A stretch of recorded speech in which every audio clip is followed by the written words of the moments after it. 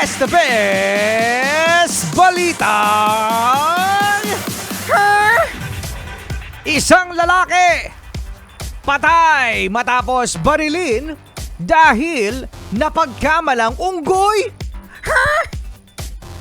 Nagkayayaan kasi ang isang magkaibigan mula sa Cotabato na mangaso sa isang bundok.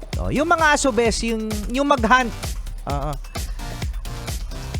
Dahil sa masukal ang naturang lugar ay napagkamalan niyang unggoy ang kasama niya, kaya ito ay kanyang pinutukan ng baril. Grabe naman yun! Hindi na naidala sa ospital ang nabaril na lalaki dahil sa layo ng bundok. Miyembro ng tribong Arumanen, Manobo ang dalawang magkaibigan, kaya ang kanilang tribal leader ang nag-ayos ng problema, lalo na ang funeral rites ng biktima. Yan. Para sa iyo pa mga balitang bisitahin lang ang fresh na yesthebest.com.ph. At yan ang ating balitang Di ka ba napapagod, Martian, sa kakahamo? Isa pa? Isa pa? Inuuto mo na ako eh. Alam mo, bes, nakakalungkot yung mga ganyan, na hindi naman talaga dapat mangyari. Pero, nangyari. Ibig sabihin, mga bes, yung napagkamalan mong unggoy, yung kasama mo, tapos nabaril mo pa. Sabi ni Kuya Juso, malapit ka nila mapagkamalan, Martian. Na ano? Na artista? Na artista, Kuya Joshua? Ang nangyayari na?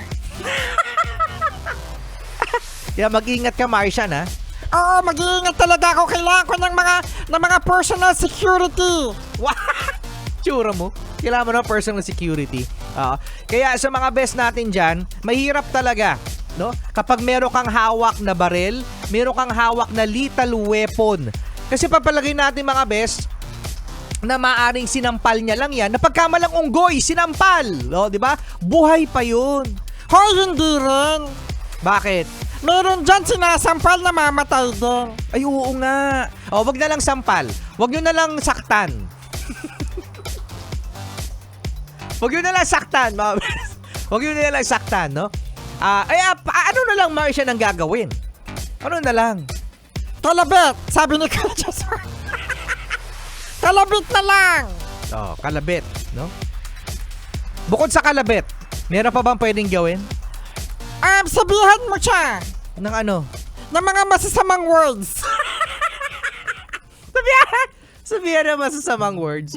Ay, siya, bes. Kasama nyo pa rin DJ RP, DJ Rico Panyero. Beep, beep, beep, beep. At ito, the favorite yung alien, Martian.